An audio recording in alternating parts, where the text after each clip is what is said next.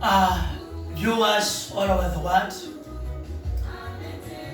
majina yangu ni vile vile Pastor Silas Mlima Wangala, and I thank God.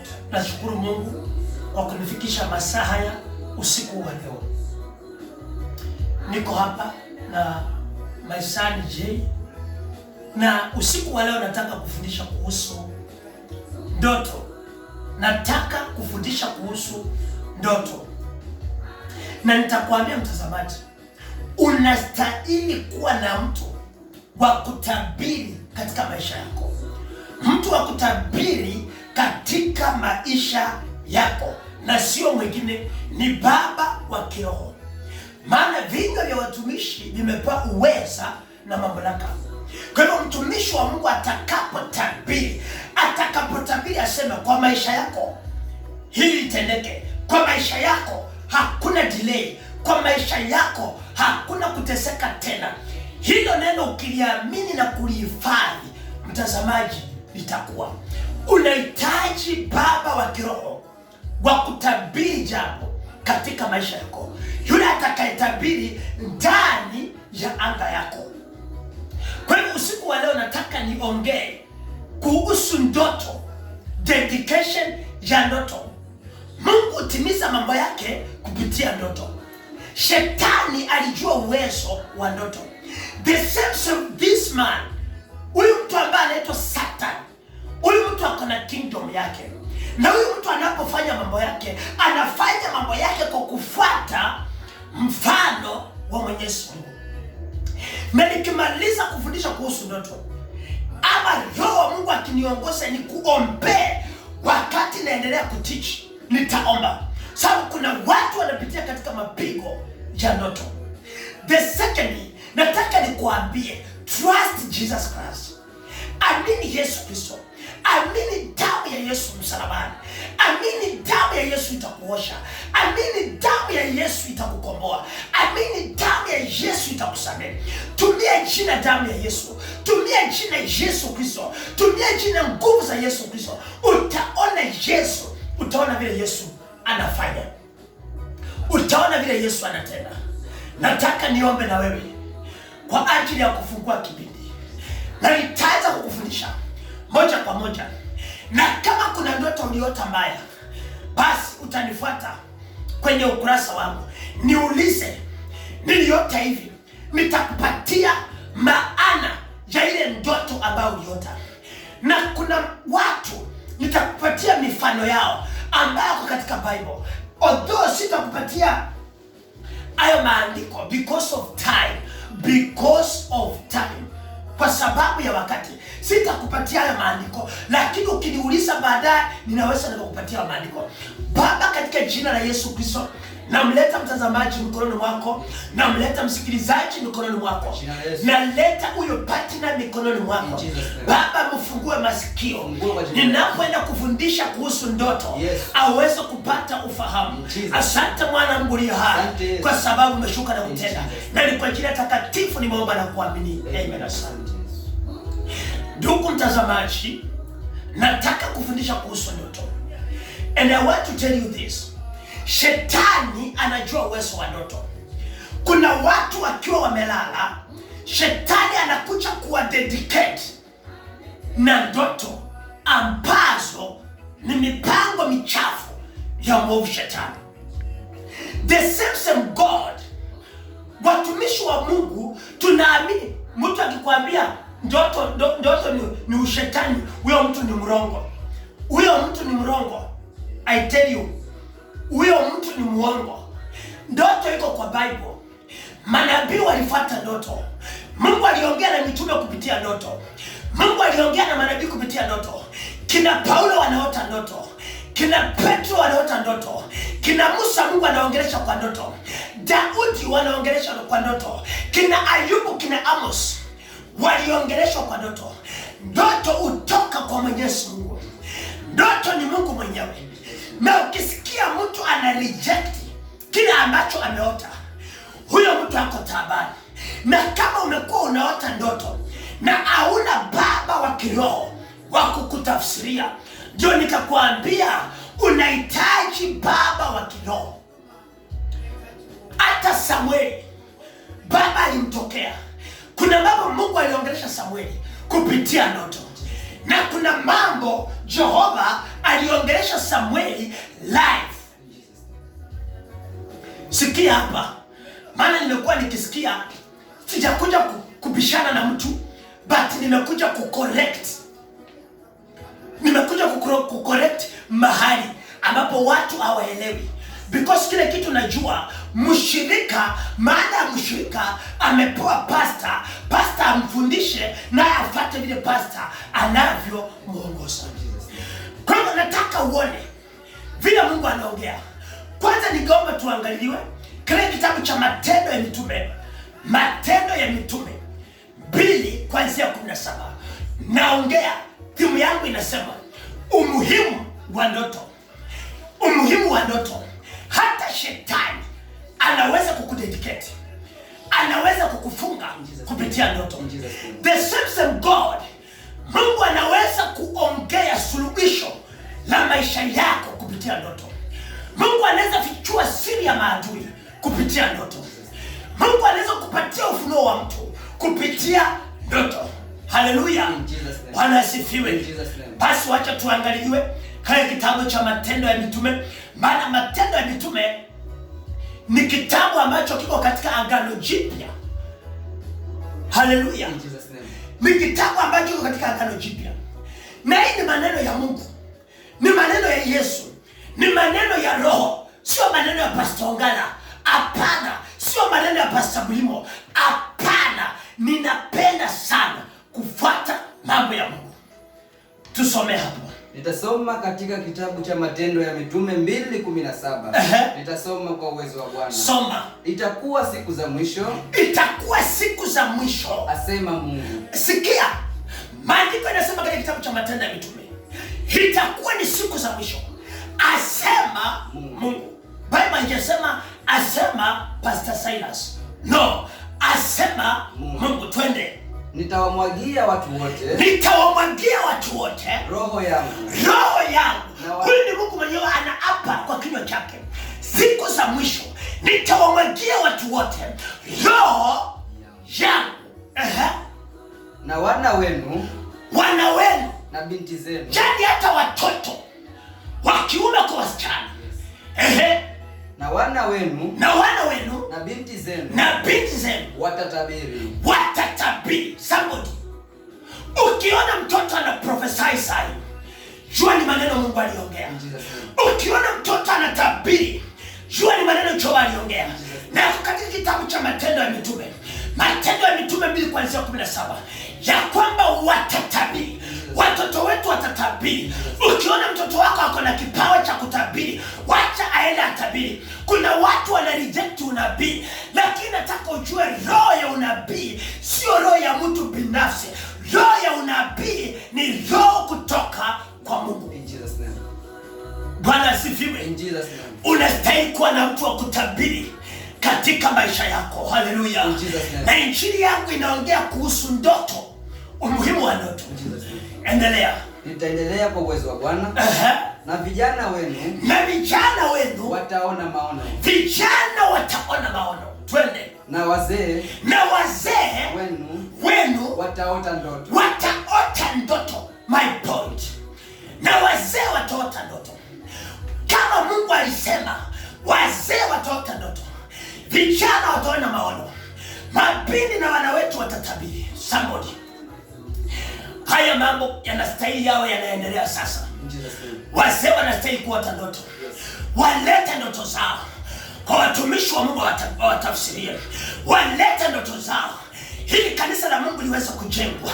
Walete ndoto zao watu waweze kujua makosa yao. Walete ndoto zao ili wale watu walioonewa waone wakiwa wanafunguliwa kutokana na ndoto. Na hii ndoto sio ya wazee. Hii ndoto imetoka kwa Mungu, na Mungu ameongea na wazee. Na imaanishi ni wazee tu. Mtu yeyote anayeota ndoto hutoka kwa Mungu. In Jesus name. Ndoto hutoka kwa Mungu. Maana ni Mungu ataachilia huyo roho. Ndio mtu aote. Ni Mungu ameachilia huyo roho wa kuota. Ndio mtu afunuliwe kitu. Ni Mungu ameachilia huyo roho wa kufunua hicho kitu. Sasa shetani alijua hii siri, na shetani ana roho wake, roho mchafu, roho mharibifu, roho muuaji. Shetani akajua Mungu hutembea katika njia ya ndoto. Sasa shetani naye akainua roho wake wa kutembea katika ndoto zake. Mungu ako na kingdom yake, shetani ako na kingdom yake. Hallelujah, hallelujah. Bwana Yesu asifiwe. Praise Jesus Christ. Shetani ako na kingdom yake. Mungu alimwaga roho ya vipawa, shetani naye akainua roho ya vipawa yake. Kuna watu wanaota ndoto za kufunga maisha yao. Kuna watu wanaota ndoto za kumaliza watoto wao. Kuna watu wanaota ndoto kazi zao zinaisha. Huyo ni roho wa shetani. Mstari wa 18. Yes. Naam. Na siku zile nitaumwagia watumishi wangu, waume kwa wanawake, roho yangu. Sikia, tunafanya kazi wachungaji kwa roho wa Mungu, sio kwa roho wetu. Wale wanaotukana wachungaji, wanasema wanajinua, wanasema wanadanganya. Let me tell you somebody, watu wanapata mapigo kwa sababu ya kwenda against him. Na wale watu wanaota, na wale watu wanaleta maono, na wale watu wanatabiri, na wale watu wanahubiri injili. Lakini nataka nikuambie, utapatwa na mapigo kwa sababu haukupata mtu wa kukufundisha ya kwamba haya mambo yote yanatendeka kwa roho wa Mungu. Nitaendelea kwa uwezo wa Bwana. Yes. Nitawamwagia watumishi wangu roho wangu. Nao watatabiri. That's why nimekwambia, mtumishi wa Mungu atatabiri kwa maisha yako kwa roho wa Mungu. Na kila atatabiri kwa maisha yako kitasimama, kitamea, kitakuwa. Kwa sababu gani? Hajatabiri tu kwa roho wake, ameprophesy kwa roho wa Mungu. Na kwa vile ni kwa roho wa Mungu ataibika, lazima neno litatimia. Lazima kile kimeprofesaiwa kitaonekana katika anga ya maisha yako. Endelea malizia. Mstari wa 19. Nami nitatoa ajabu katika mbingu juu. The Bible says, Mungu anasema nitatoa ajabu katika mbingu. Let me tell you somebody. Let me tell you viewers. Injili bila testimony ni nothing. Injili bila miujiza ni bure. Hiyo injili haina uwezo. Hiyo injili haina power. Hiyo injili haina mamlaka. Hiyo injili haina uwezo. Maana injili yenye uwezo, injili yenye roho wa Mungu ako ndani, lazima itakuwa na maajabu. Lazima itakuwa na miujiza. Lazima itakuwa na kubarikiwa.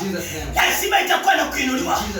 Injili inayohubiriwa pasipo ushuhuda, injili inayohubiriwa pasipo miujiza, chunguza hiyo injili. Lakini injili ya kutoka kwa Mungu ni wakati mtu atasema, nilikuwa mgonjwa, baada ya kuombewa nikapona. Nilikuwa sina kazi, baada ya kuombewa nikapata kazi. Nilikuwa sina mme, baada ya kuombewa nikapata mme. Nilikuwa sioni vizuri shuleni, lakini baada ya kuombewa nikapata kuona vizuri. Nilipata ajali, nikashindwa kutembea, lakini sasa natembea kwa sababu niliombewa. Na nguvu za Yesu Mungu zikafanya naenda leo. Watoto wangu walikuwa wamesambaratika, lakini baada ya kuombewa boma langu limesimama imara.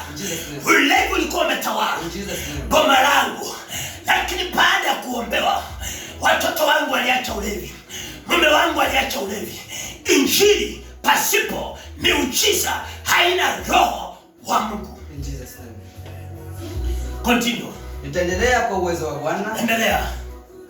Nitarudia. Nami nitatoa ajabu katika mbingu juu. Na ishara katika nchi chini. Damu na moto. Na mvuke wa moshi. Hallelujah. In Jesus name. Biblia inasema nitatoa ajabu. Jehova anasema nitatoa ajabu. Lakini leo hii watu ameombewa, anatembea, wanasema ni devil worshiper, wana reject roho wa Mungu. That's why watu wanateseka. That's why watu wanania. That's why watu wanaangamia. Maana wamekosa kuelewa katika injili kuna miujiza. Katika injili kuna ndoto.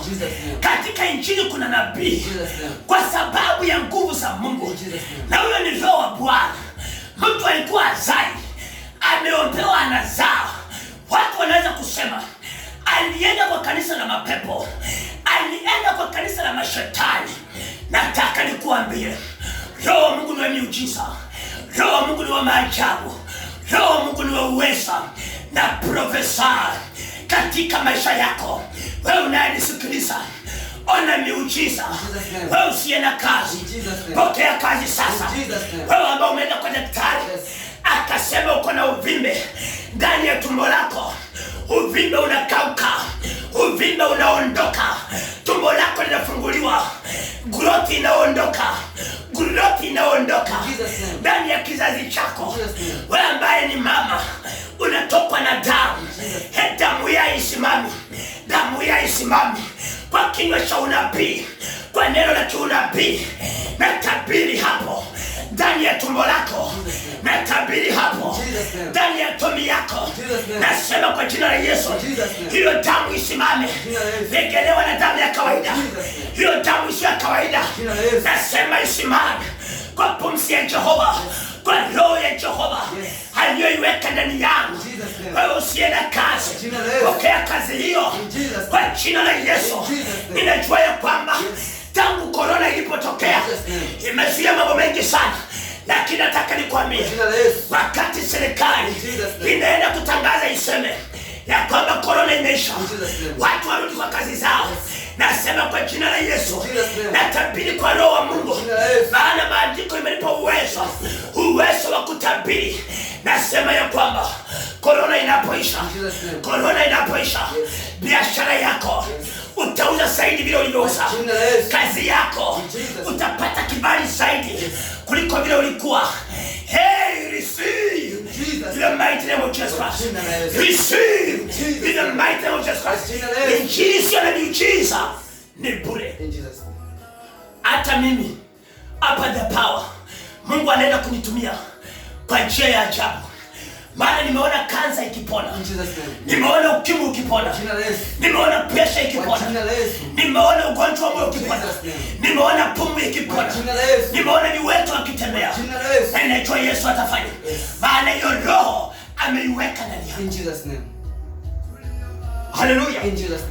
Kwa hivyo ninapoenda kupreach kuhusu mtoto, umeelewa, vipawa hivi viliachiliwa na Mungu aliye mbinguni.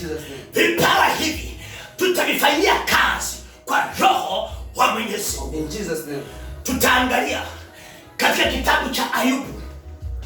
Kitabu cha Ayubu 33:14. Ayubu 33:14 up to 17. Soma. Nitasoma katika kitabu cha Ayubu 33:14 kwa uwezo wa Bwana. 14. Yes. Kwa kuwa Mungu hunena mara moja. Biblia inasema katika kitabu cha Ayubu 33:14. Maandiko inaongea inasema, naam, kwa kuwa Mungu hunena mara moja. Mungu hunena kwa njia gani? Maandiko inasema kwa kuwa Mungu hunena mara moja. Naam. Naam. Hata mara ya pili. Hata mara ya pili. Hajapokuwa mtu hajali. Hajapokuwa mtu hajali. Yaani Mungu anapokuletea ndoto mara ya kwanza, ukose kutafuta mtu wa kukutafsiria, Mungu ataongea tena mara ya pili. Oh Jesus. Ninamaanisha nini? Kuna watu wanaulizana, Mungu alienda wapi? Baba alienda wapi? Tunateseka, Yehova hatusikii. Nataka nikwambie, wakati mtu unaota ndoto, nataka ujue usiku wa leo, huyo huwa ni Mungu anaongea na wewe. Huyo huwa ni Jehova anaongea na wewe. Ndoto si ya mwanadamu. Ndoto ni ya Mungu. Wakati mtu ameota, ni Mungu ameongea na yeye. Tafuta baba wa kiroho akupatia maana ya hiyo ndoto, akiongozwa na roho wa Mungu. Endelea. Nitaendelea mstari wa 15 kwa uwezo wa Bwana. Oh, la mashaka. Katika ndoto. Mungu huongea vipi? Katika ndoto. 5:15. Unasema katika ndoto. Katika ndoto. Katika ndoto. Katika maono ya usiku. Katika maono ya usiku. Usingizi mzito. Usingizi mzito uwajiliapo watu. Yaani katika ndoto, katika maono, usingizi mzito. Yaani wakati umelala usingizi mzito. Katika usingizi mzito uwajiliapo watu katika usingizi kitandani. Wakati usingizi mzito umekukujia ukiwa kitandani. Endelea. Mstari wa 16.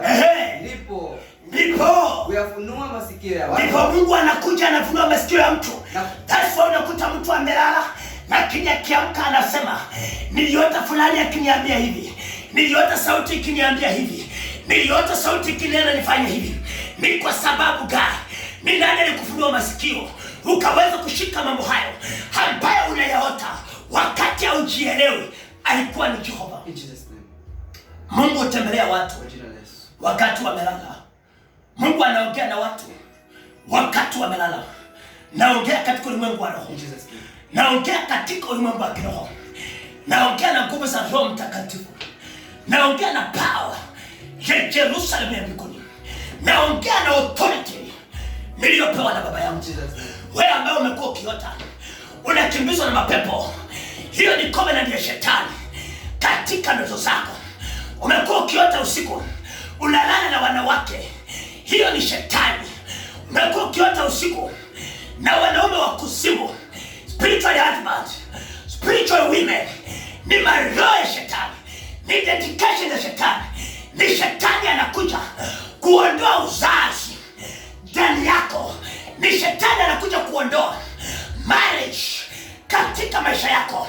Wewe ni mtu umeoa, wewe ni mtu umeolewa, lakini ukiwa umelala unaota wanaume, unaota mwanaume mwingine na wewe ni mwanamke. Huyo ni shetani amekuja kuvunja ndoa yako kupitia ndoto. Kemea ndoto, uiambie iondoke. Wewe ni mwanaume unaota ya kwamba umelala na mwanamke mwingine, huyo ni shetani amekuja kuvunja ndoa yako, amekuja kuipa ndoto, amekuja kuiba upendo wa marriage yako. Maandiko inasema ya kwamba nataka utambue hizo ni roho za malkia wa baharini. Hayo ni maroho ya kutoka baharini. Na nimetabiri leo hautaona hiyo tena. Hautaona hiyo tena. Hautaona hiyo tena. Maroho ya mapepo, ndoto za shetani, dedication ya shetani ambaye anakuja kuleta makoro Masaya, ambaye anakuja anaingia kwa ndoto yako, anaingia kwa marriage yako, analeta limakalabasia. Nasema kwa damu ya Yesu, hautaona tena. Hautaona tena. Utaona urejesho baina yako wewe na mke wako. Utaota ndoto, Jehova ataleta ndoto mkiwa mnafunga harusi. Maana gani? Hiyo ni amani, huo ni upendo. Yesu ataleta ndoto katika maono yako ya kwamba mnakula keki. Ina maana gani? Ni utamu wa ndoa, ni utamu wa ndoa, ni utamu wa ndoa. Hiyo ni ndoto ya kutoka kwa Mungu. Hey, unalala usiku, unaota ndani ya nyumba yako watu wanakunywa strong tea day and night. Rabashaka niko tamales. Huyo ni shetani analeta roho maskini ndani ya nyumba yako. Ndio analeta roho ya vifungo vya umaskini wa chaizangi ndani ya nyumba yako. Rabashaka la bosia. Umelala usiku, unaota ndoto, umelala nje, unaota ndoto, umefungiwa nyumba. Dedication ya shetani. Vile Mungu alijua, vile shetani alijua ya kwamba Mungu ataachilia roho wa ndoto, na ameinua roho wake wa ndoto kuleta ndoto za ufukara ndani ya maisha yako. Na ikamea in the mighty name of Jesus. In Jesus name. Hautaota hiyo tena. In Jesus name. Hautaota hiyo tena. Jina la Yesu. Maana Mungu ameongea na wewe. Unaenda kuanza kupata ndoto ya kwamba una drive gari.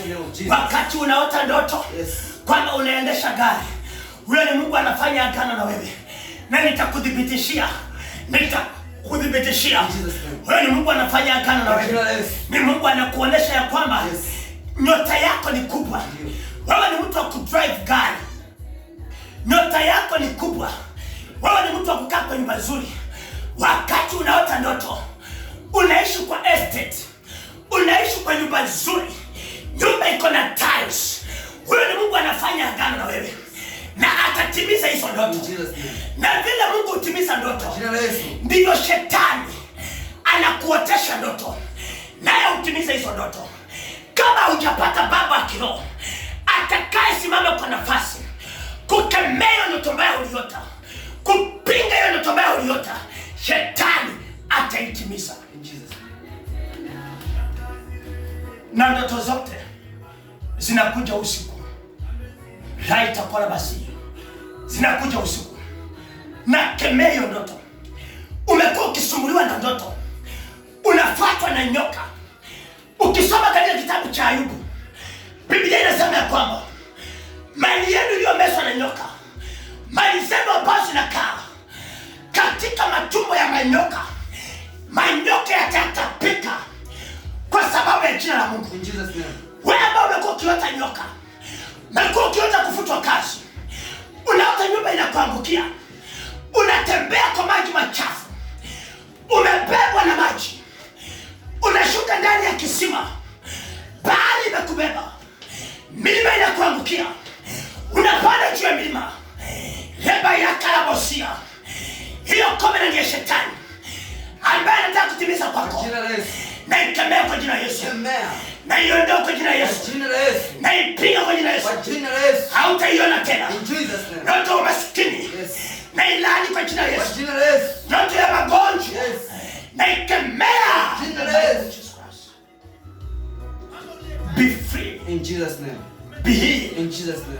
Be free. Kwa jina la Yesu. Be healed. In Jesus' name.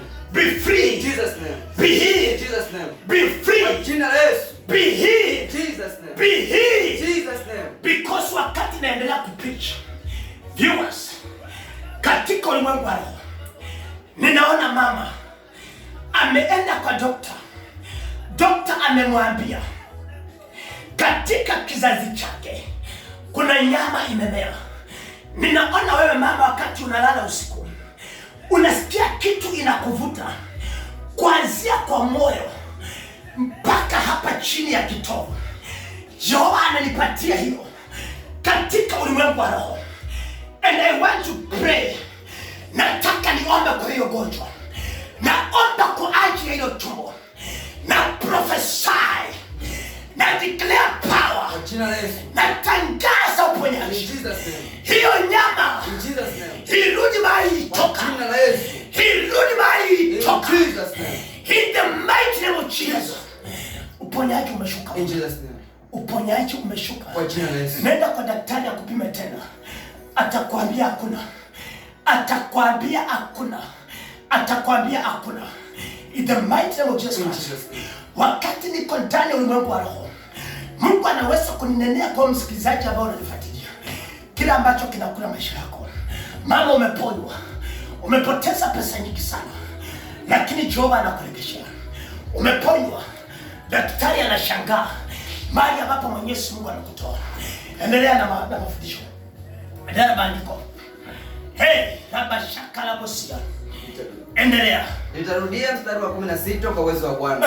Ndipo uyafunua masikio ya watu. Ndipo uyafunua masikio ya watu. Na kuyatia muhuri mafundisho yao. Bwana uyafunua masikio ya watu na kuyatia muhuri mafundisho yao. 17. Ili amuondoe mtu katika makusudi yake. Mtu katika makusudi yake. Na kumfichua mtu kiburi. Na kumfichia mtu kiburi. Hallelujah. In Jesus' name. Wewe ni Mungu. Wakati umeota unaendesha gari na wewe hauna gari, Mungu anakuonesha wacha kujidharau, maana siku inakuja utaishi vizuri. Unaishi kwa single room, unaota kwa marshmallow. Mungu anakuonesha ya kwamba endelea kuniamini, haya sio maisha yako, naenda kiwango kingine. Lakini shetani ni wa kukuotesha ya kwamba umelala nje, umelala makaburini, umebebwa na maji, uko ndani ya maji machafu. Kuna mtu uko hapo kwa sababu ya muda, siwezi kwenda sana. Kuna mtu uko hapo unataka kujua maana ya ndoto, maana ya ndoto, maana ya kila uliota. Andika kwa Facebook, andika kwa Facebook, utapata maana. Angalia hapa, angalia hapa. Kwa nini mtu anapatia watu ndoto? Kwa nini Mungu anapatia watu ndoto? Kwa nini Mungu anapatia watu ndoto? Mungu hupatia watu ndoto ili kuwafichulia siri. Jesus name. Kabla ya jambo lijatendeka, Mungu anaongea. Tutaenda kwa haraka sana. Jesus name. Kwa kitabu cha Amos. Amos 3 verse 7. Amos 3 verse 7. Uko hapo nyumbani, soma pamoja nami. Nitasoma katika kitabu cha nabii Amos mstari wa 3 mlango wa 7. Kwa uwezo wa Bwana. Twende. Hakika Bwana Mungu anasema hakika Bwana Mungu hatafanya neno lolote, bila kuwafunulia watumishi wake manabii wake siri yake. Amen. Hakuna kitu kita-happen kwako ukiwa na Mungu. Hakuna kitu kita-happen kwako kabla Mungu hajaongea. Mungu ataongea. Ataongea kwa njia gani? Ataongea kwa njia ya ndoto. Atafichulia pastor. Pastor atakupigia simu, atakwambia nimefunuliwa hivi. Manabii, kanisa linahitaji manabii. Watakwambia Mungu anasema hivi, utajua la kufanya. Shetani akiwa anatega mitego, maadui akiwa anatega mitego, Mungu atakufichulia hiyo siri. Utajua mapema. Baada ya kujua, chukua hatua. Na ndio chukua hatua, lazima uwe na baba wa kiroho ili akupatie ile hatua ambayo utaifuata. Rabaya kalabasia. Tuangalie katika kitabu cha Methali. Methali 3 verse 32. Methali 3 mstari wa 32. Nitasoma katika kitabu cha Methali 3:32. Yes. Nayo inasema hivi. Maana mtu mkaidi ni chukizo kwa Bwana. Mtu mkaidi ni chukizo kwa Bwana. Wewe unasema ndoto ni mambo ya watu. Ndoto ni akili za watu. Siwezi sikiliza ndoto. Ndoto ni uongo. Hiyo mambo mnasikia inatabiriwa. Hiyo ni uongo tu, inatabiriwa. Hakuna ukweli kwa hayo mambo. Hiyo ni roho ya ukaidi. Na wewe utakuwa chukizo kwa Bwana. Utaki kusikiliza ndoto. Utaki kusikiliza unabii. Utaki kusikia roho amesema nini. Hiyo ni roho ya ujeuri. Hautapendeza Mungu. Utakuwa chukizo kwa Mungu. Lakini sikia vile maandiko yanasema.